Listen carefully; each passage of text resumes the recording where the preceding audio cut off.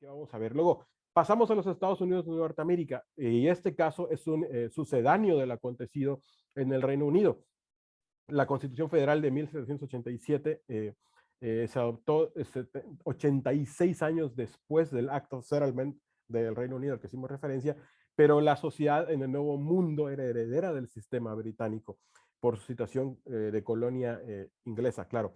Esto se puede ver igualmente en el tema de la independencia judicial, que se tradujo en la Constitución norteamericana al artículo tercero, aprendiendo de la historia británica, pero igual fiel a las instituciones constitucionales que se estaban gestando.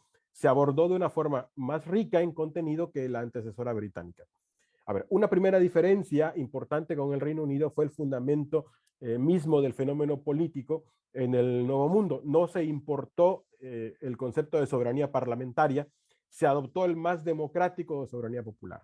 Entonces, al cambiar la institución fundamental, cambia la manera de ver el fenómeno constitucional.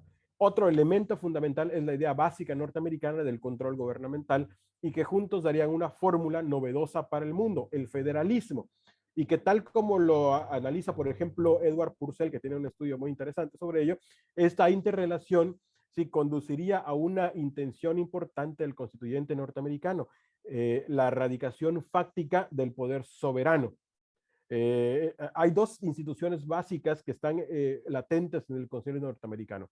Por un lado, es un constitucionalismo, llamémoslo así, como un marcado organicismo, o sea, la Constitución tiene un espíritu muy fuerte de control del poder público. Eso es uno de los dos. Y el otro es que tiene un espíritu muy fuerte de la erradicación del ejercicio del soberano de esa soberanía. O sea, la idea, por ejemplo, de que hayan pesos y contrapesos en todos los niveles, ¿sí?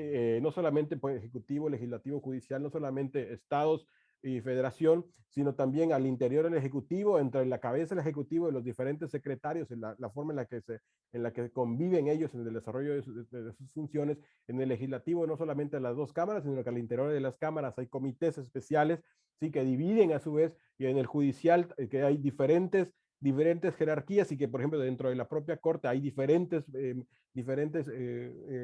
ellos lo llaman justice, ¿sí? Lo que quiere hacer esto, todo este cargado, llamémoslo así, cargada separación de poderes, de pesos y contrapesos, lo que pretende en todo momento el constitucional norteamericano es evitar que el soberano, o sea, el pueblo, ejerza de manera directa ese poder, ¿no? La erradicación de la soberanía de todos los niveles y brazos gubernamentales y dos, llevaría al pueblo, una vez ratificada la Constitución, a honrar sus procesos y renunciar al derecho a gobernar directamente. Eso es lo que dice Purcell. Y Bederman dice, el problema para los framers fue diseñar un gobierno nacional donde las funciones y los poderes estuvieran distinto y separado, pero bajo el precepto revolucionario de la soberanía popular. Entonces está muy marcada, esos dos elementos fundamentales son muy marcados en el Consejo norteamericano. El espíritu del constitucionalismo que estaba surgiendo en Norteamérica era, por supuesto, novedoso. Lo conducía desde la dimensión simbólica, como podemos observar, al determinarse la composición de cada poder en un artículo constitucional aparte. Yo les dije, por ejemplo, el artículo 3 es el que habla del poder judicial y que ahora hasta simbólicamente, al estar separada la Constitución por cada artículo y cada artículo contemplar un poder sin mezclarlos unos a otros, es llevar al extremo esta idea de la separación de poderes el ejercicio específico de la soberanía en el caso norteamericano, ¿no? Los constituyentes fueron muy cautelosos al eliminar la superposición de facultades, como en el caso británico. Sí, un ejemplo de esta diferencia estructural y de funciones lo podemos ver en el intento fallido de introducir a la hora de discutir la Constitución, como observamos en las elecciones de Filadelfia, el Council of Revision, que se estaría integrado por miembros del Ejecutivo y del Judicial, y encargado de revisar los actos del Congreso. Fallido porque se pensó que mezclaría inadecuadamente las funciones judiciales y ejecutivas. Entonces una vez más, es muy marcada esta idea. Poniendo el discurso en el tema de la independencia judicial, recordamos la famosa afirmación de Hamilton al referirse al principio de separación de poderes y al poder judicial en específico. Dice Hamilton, en un gobierno en que se encuentren separados el judicial debido a la naturaleza de sus funciones, será siempre el menos peligroso para los derechos políticos de la Constitución, porque su situación le permitirá estorbarlos o perjudicarlos en menor grado que los otros poderes. Sí, para Hamilton, el Ejecutivo dispensa honores, pero de igual manera sostiene la espada de la comunidad. Por su parte, el legislativo dicta el presupuesto, prescribe las leyes, por lo que los deberes y derechos de cada ciudadano serán regulados, pero el judicial no tiene ni poder sobre la espada ni poder sobre el presupuesto. Entonces, nos dice Hamilton, ni fuerza ni voluntad, sino solo juicio, por lo que se podría decir de él que el departamento judicial es sin comparación el más débil de los tres. Esa es una frase famosísima, ¿no? De los tres departamentos del poder, y que son precisas toda suerte de precauciones para capacitarlo a fin de que pueda defenderse de los ataques de aquellos. ¿Sí? Entonces, aquí lo que nos está diciendo es que el constitucionalismo norteamericano va a tener como un elemento preciado el tema de la independencia judicial, justamente por esa posición de menor fuerza del poder, el poder judicial. En ese sentido, el judicial debía en el diseño gozar de una protección proporcional a su debilidad en orden de desenvolverse como lo manda la Constitución. Por ello vemos afirmar a Hamilton, dice, como nada puede contribuir tan eficazmente a su firmeza e independencia como la estabilidad en el cargo, esto ya lo habían aprendido del constitucionalismo británico, ¿sí? Esta cualidad ha de ser considerada con razón como un elemento indispensable en su constitución y asimismo en gran parte como la ciudadela de la justicia y de la seguridad públicas. Sí, entonces retoman el tema de la estabilidad en el cargo. En el artículo 3 de la Constitución norteamericana, que es donde está el tema del judicial, es donde se abordó este poder y encontramos las garantías de su protección. ¿Cuáles son? A diferencia del Reino Unido, no se redujo a garantías en un cargo ya adquirido, ¿sí? Sino también a las relativas a un procedimiento de nombramiento. La Constitución Federal, en consecuencia, abordó, además de la protección del juez ya en el cargo, como lo hizo el Act of Settlement en el Reino Unido, definió las reglas de nombramiento de los jueces. En el artículo 3 constitucional, el nombramiento de los jueces se concibió de una manera que el constitucionalista Akhil Reed Amar calificó como un proceso colaborativo cuya finalidad era nombrar jueces que manifestaran la excelencia republicana. ¿Sí? Los jueces son electos son escogidos por el presidente y luego confirmados por el Senado, en el caso norteamericano. Este autor hace tales afirmaciones a fin de contrastar este nuevo sistema con el desarrollo durante el periodo colonial. Uno, mediante el cual los reyes unilateralmente nombraban a sus jueces, razón por la cual se denominaba King's Bench. Y dos, en Norteamérica, donde los gobernadores que no eran electos popularmente, antes de la Constitución norteamericana, igualmente daban unilateralmente los nombramientos.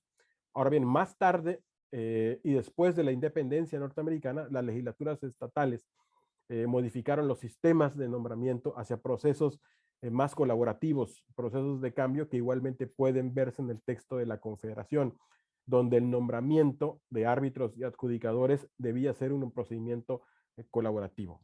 ¿Sí? Ahora bien, regresando a los contenidos de la nueva Constitución norteamericana, otro elemento de la garantía, no solamente aparte del nombramiento,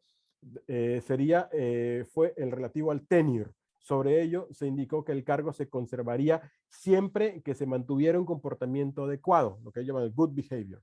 ¿Sí? Además de tener un salario no disminuible. Estos son los tres elementos que inclusive de alguna forma, bueno, los dos primeros, que es el juez en el cargo y el salary, que ya estaba en el pensamiento británico, lo va a importar el constitucionalismo norteamericano y le va a sumar el tema de cómo llegan al cargo, ¿no? Que el procedimiento de llegar al cargo sea un procedimiento que también tenga como objetivo la garantía de la independencia judicial.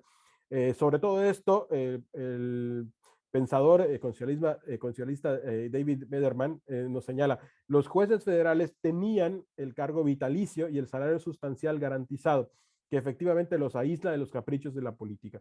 Esto, por supuesto, fue un golpe atrevido, uno que le dio al judicial la independencia práctica y efectiva que era tan necesaria como Hamilton lo indicó, una excelente barrera contra los abusos y opresión de los cuerpos representativos. No muchas cortes en el mundo, ahora la verdad no recuerdo otra, tienen a sus jueces de manera vitalicia. ¿Sí?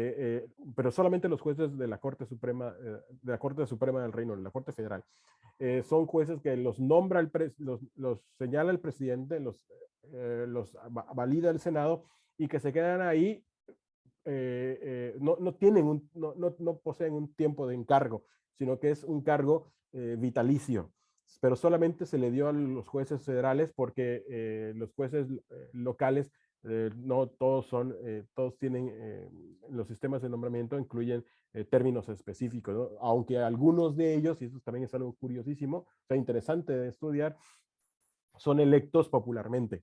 Algunos de los jueces locales en los Estados Unidos son electos popularmente. Inclusive hay, por ejemplo, en Texas, sin mal no recuerdo, el cargo de presidente de la Corte Suprema de Texas es un cargo que se va directamente para ahí. O sea, el que va a hacer campaña, porque es electo popularmente, que va a hacer campaña, hace campaña para el cargo de presidente de la Corte Suprema.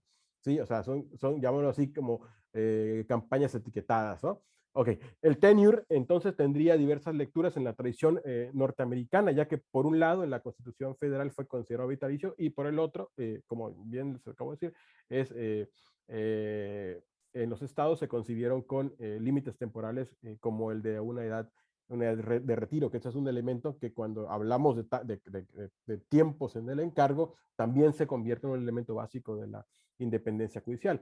Esto ha dado paso a una lectura del sistema norteamericano de tipo dualista, tal como lo expresa, por ejemplo, la profesora Rosario Serra, que nos dice, en lo que a la conformación del Poder Judicial se refiere, el modelo judicial adoptado en Estados Unidos resulta del establecimiento de una dualidad jurisdiccional, la federal y la estatal, lo cual se traduce en que el Poder Judicial está compuesto de dos niveles jurisdiccionales independientes uno del otro. ¿Sí? La garantía del salario reducible es otra, igual tuvo lecturas interesantes, por ejemplo, a diferencia de concepción entre el salario del presidente y de los justice, mientras el primero se indicaba que no debía aumentar durante su mandato, ¿sí? En el caso de los justice se indicó que no debía reducirse. Sin embargo, esta disposición a los jueces, visto con ojos externos, quizá no resultaba suficiente si ponderamos algo que también se ha analizado cuando hablamos del tema de los salarios, si consideramos el inminente efecto económico al entorno vital de los jueces, aquí debemos contraponer la irreductibilidad e inflación, por ejemplo, como medida de presión, lo que no fue contemplado en el constitucionalismo norteamericano. Y eso se ha estudiado mucho, por ejemplo, hay estudios del excelente profesor Héctor Fixamudio, en donde era necesario poner en la Constitución mexicana no solamente que el salario fuera irreducible, sino que necesariamente fuera subiendo de acuerdo con la inflación misma, para evitar que exista este argumento, ¿sí? Este argumento de no subir el salario. O sea, la garantía es no reducir, pero no hay garantía de subir. Entonces puede ser un elemento de presión el no subir el salario, sí, aparentemente respetando la independencia judicial, pero que puede haber una presión de carácter económico, ¿no? Y el good behavior, o el comportamiento adecuado, también es importante, significó permanencia en tanto no se desarrollara un mal comportamiento. Y la valoración en sede judicial, esto es algo que va a llamar la atención ahorita que veamos rápidamente los casos de la Corte Interamericana. Esto significaba, por un lado, garantía de independencia, pero no inmunidad absoluta, más bien dependencia del marco constitucional. Sí, o sea, acordémonos, estamos hablando del desarrollo de las garantías de la independencia judicial dentro del Estado constitucional.